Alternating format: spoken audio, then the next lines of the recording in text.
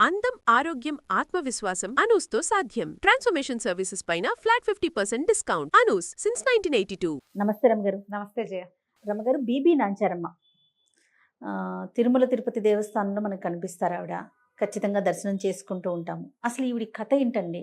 BB Nancharam అంటే ఒక ముస్లిం యువతి వెంకటేశ్వర స్వామి మీద భక్తితోటి వారికి అంకితం అయిపోయింది. బీబీ నాంచారి వెంకటేశ్వర స్వామి వారి పత్నిగా చెలామణి అవుతుంది. ఒక కథ అట్లా చెప్పబడుతుంది.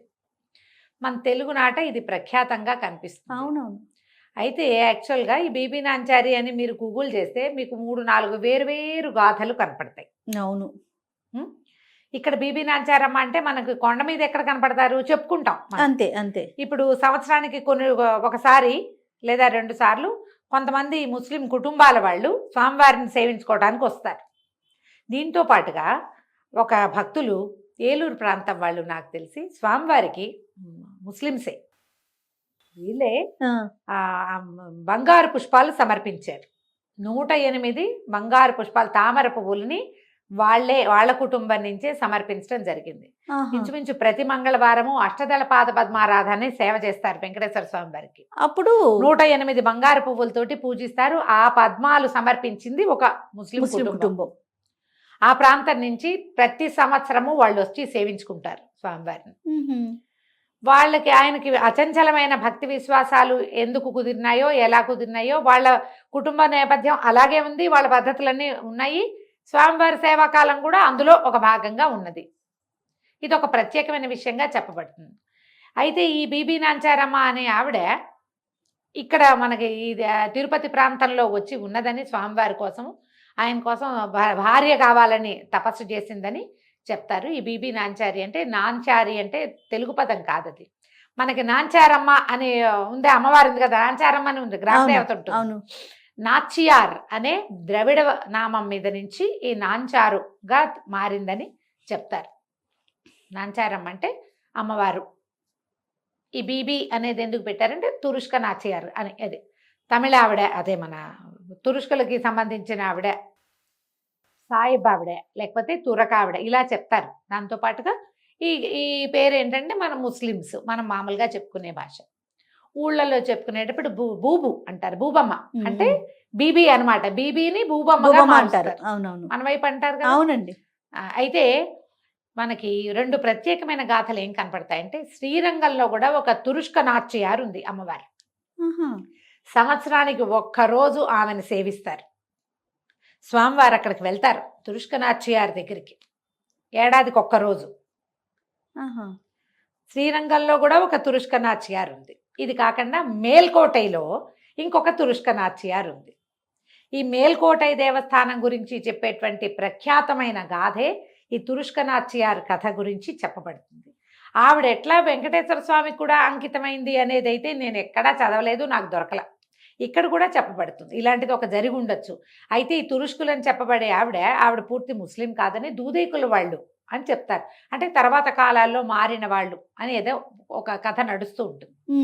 ఈ తిరునారాయణపురం అంటే మేల్కోటైలో తిరునారాయణ స్వామి దేవస్థానం ఉంది. ఆయన్ని సెల్వనారాయణుడు అంటారు. మహాద్భుత సౌందర్యవంతుడైన స్వామి. అక్కడ జరిగే వైరముడి ఉత్సవం ప్రపంచ ప్రఖ్యాతిగాంచింది. ఆయనకి ఎంత అందంగా ఉంటాడంటే చెప్పలేమన్నమాట. అయితే మాలిక్ కాఫర్ అనేటువంటి ఒక సైన్యాధ్యక్షుడు అల్లావుద్దీన్ ఖిల్జీ దగ్గర ఆ సైన్యాధ్యక్షుడుగా ఉన్న ఆయన ఈ విగ్రహాలు దేవాలయాలు కొల్లగొట్టి తీసుకుపోయాడు. మైసూరు చుట్టుపక్కల, మేల్కోట అంటే మైసూరు చుట్టుపక్కల కదా కర్ణాటకలో.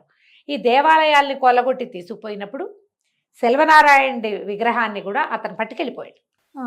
పట్టుకెళ్ళి తను కొల్లగొట్టుకొచ్చిన సంపదని ప్రదర్శిస్తే ఆ సంపదలో విగ్రహ స్వరూపంలో ఉన్న ఈ సెల్వనారాయణుడిని ఈవిడ రాజకుమార్తె అప్పుడున్న మాలిక్ కాఫర్ కూతురు అంటారు. కానీ మాలిక్ కాఫర్కి సంతానం లేదని కూడా కొన్ని గాథలు కనపడతాయి. ఆయన తృతీయ ప్రకృతి అని కూడా కొన్ని చోట్ల కనిపిస్తుంది. అవునో కాదో మనకు తెలియదు. అదేలేండి. ఇప్పుడు గూగుల్లో కనపడే వార్తలే ఇవి. మాలిక్ కాఫర్ కూతురు అంటారు, సుల్తాన్ కూతురు అని కూడా చెప్తారు. ఆమె పేరు సురతాని అనే పేరున్న అమ్మాయి ఆ విగ్రహాన్ని తీసుకుపోయింది తనతోటి. తీసుకెళ్ళి ఆ విగ్రహానికి స్నానం చేయించి చక్కగా అలంకారం చేసి వస్త్రాలు తొడిగి ఎలాగ అభిషేక సేవ స్వామివారికి ఎలా జరుగుతాయో అలాంటివి జరపటం మొదలుపెట్టింది. క్రమంగా ఆ విగ్రహంతో ప్రేమలో పడిపోయింది. ఆ విగ్రహం లేకుండా ఉండేదే కాదట. అయితే ఆ సమయంలో ఇది 12వ శతాబ్దం 10-12 శతాబ్దాల మధ్యలో జరిగింది. భగవద్ రామానుజులు కొంతమంది శ్రీ వైష్ణవులతో కలిసి అక్కడికి ఢిల్లీ సుల్తాన్ దగ్గరికి వెళ్ళారు. వెళ్ళి మా స్వామివారిని మాకు ఇచ్చేసేయమని, అదొక్కటి వారిని ఒక్కరిని ఇవ్వమని అడిగారట. అడిగితే ఆయన, ఇగో అవన్నీ తెచ్చినవన్నీ ఇక్కడ పడేశాము, మీకు కనపడితే తీసుకెళ్ళమంటే ఈయన యువతలే ఉన్నారట. అప్పుడు ఆయన సెల్వ పిళ్ళై రా ఇంటికి వెళ్ళిపోదామని పిలిస్తే విగ్రహం నడిచి వచ్చిందని కథ చెప్తారు. అబ్బా, సెల్వ పిళ్ళై అని పిలుస్తారు ఆయన. ఎంత అందంగా ఉంటాడంటే సెల్వనారాయణుడు జయ. తిరునారాయణపురం మేల్కోటలు అక్కడ నిలబడితే మనం ఆ సౌందర్యం తట్టుకోలేం. మనం బాగుంటుంది విగ్రహం. ఎవరైనా మలిచిన స్వరూపానికి అట్లాంటి ఏమనాలి అప్రాకృత సౌందర్యం ఎలా వచ్చిందో అర్థం కాదు మనకి.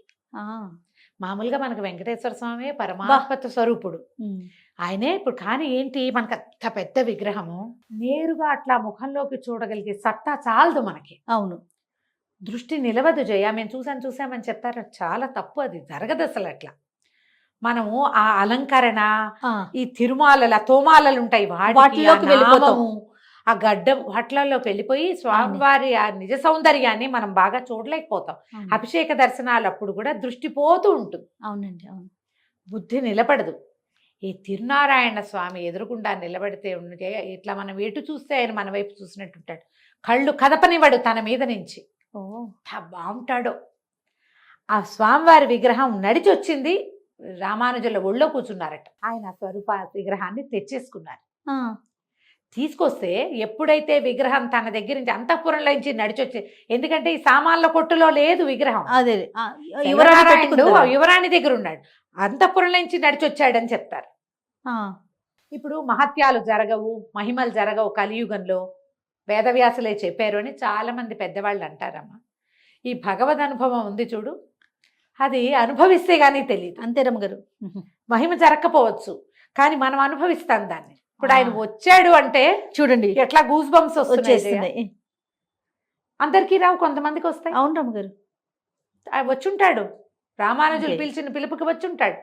ఆయన చాలా విశేషంగా తీసుకొచ్చి మళ్ళీ ఇక్కడ చేశారు. ఎక్కడ పెట్టారు మళ్ళీ? సెలవు మేల్కోటైకి వచ్చేసారు. తీసుకొచ్చేసాక ఈ యువరాణి ఎప్పుడైతే అంతఃపురంలో నుంచి స్వామివారు వెళ్ళిపోయాడో ఆ విగ్రహం కోసం ఈ వచ్చిన వాళ్ళ వెళ్ళే తీసుకుపోయి ఉంటారని అందరూ చెప్పేసరికి వాళ్ళ వెనకాల పడి వచ్చేసిందట ఆమె.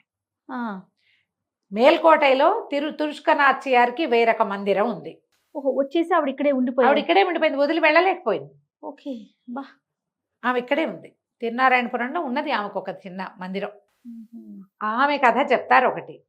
శ్రీరంగంలో ఉన్న అర్చావతారాన్ని కూడా అలాగే తీసుకుపోతే ఇది మన ఔరంగజేబు కూతురని, అల్లావుద్దీన్ ఖిల్జీ కూతురని, మాలిక్ కాఫర్ కూతురని ఇలా వేరు గాథలు చెప్తారు. కానీ అక్కడ శ్రీరంగంలో కూడా ఒక తురుష్కనాథ్యారు ఉన్నది. అక్కడ ఉంది. మనం శ్రీరంగం సేవాకాలాలు టీవీలలో చెప్తుంటారా, తురుష్కనాథ్యారు ఉందని తుళుక్కనాథ్యారు అంటారు. ఉన్నది అక్కడ కూడా. ఇప్పుడు ఈ కథల్లో ఏదైనా నిజమై ఉండొచ్చు. ఒక్కసారి ఆ స్వరూపాన్ని కంటితో గనక చూస్తే ఎవరైనా గుండెని తీసుకెళ్ళి ఆయన పాదాల ముందు పెట్టేయాల్సిందే. అంతే, దాసోహమే అయిపోవటమే.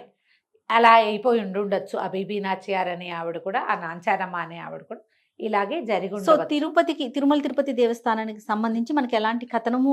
ఈ బీబీ నాంచారమ్మ అని చెప్తారు. ఒక ఆవిడ భగవంతుడిని ప్రేమించి ఆయన కోసమే తన జీవితాన్ని త్యాగం చేసింది, వివాహం చేసుకోలేదు, స్వామివారిని సేవించేది. ఇప్పుడు తరిగొండ వెంగమాంబ గారి కథ చెప్పుకుంటాం కదా, అలాగే ఇట్లా ఒకటి ఒక 300-400 సంవత్సరాల క్రితం జరిగిందని చెప్తారు. భగవంతుడే ఈ మతాన్ని విడిచిపెట్టాడు, అన్ని మతాలు ఒకటేనని అన్నాడు. బీబీ నాంచారని ఆయన చేదుకున్నాడు వెంకటేశ్వరుడు అని ఒక కథనం చెప్తుంటారు. పూర్వం రాసిన కవుల్లో కొంతమంది ఇలాంటి విషయాలు తెచ్చారు, వచ్చినాయి. కాకపోతే ఈ మన అన్నమాచార్యుల వారు రాసిన దాంట్లో ఎన్నో సేవల గురించి చెప్పారు, కానీ ఈవిడ పేరు ఆయన చెప్పాల. అంటే వారి తర్వాత జరిగి ఉండవచ్చు, అన్నమాచార్యుల కాలం నాటిది అయ్యి ఉండకపోవచ్చు, దాని తర్వాత జరిగి ఉండొచ్చు. ఇలా జరిగితే ఉండొచ్చు, మనం చెప్పలేకపోతాం.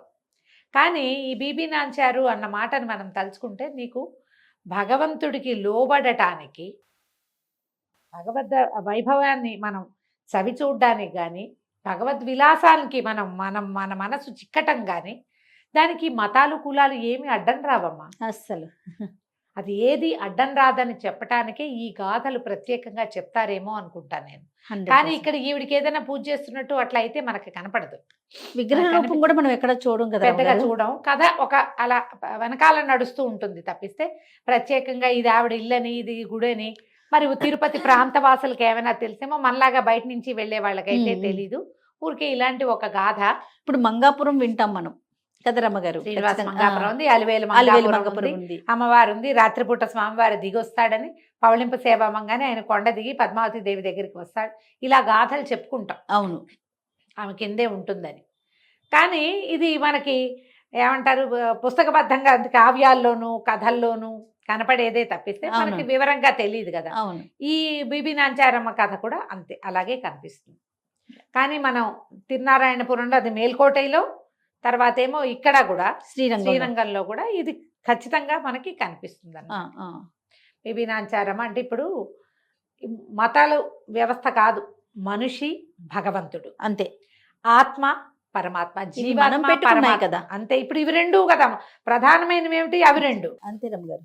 మిగిలిన వ్యవహారం అంతా, పైకున్న షెల్ అంతా ఈ కొండ పెంకులన్నీ మనం ఏర్పరచుకున్నవి కదా. అంతే కదా. అది ఇలా ఆలోచిస్తే ఈ కథలన్నీ నిజమే జరిగే ఉండవచ్చని అనిపిస్తుంది. అంతే రమ్మగారు. నమస్తే. నమస్తే.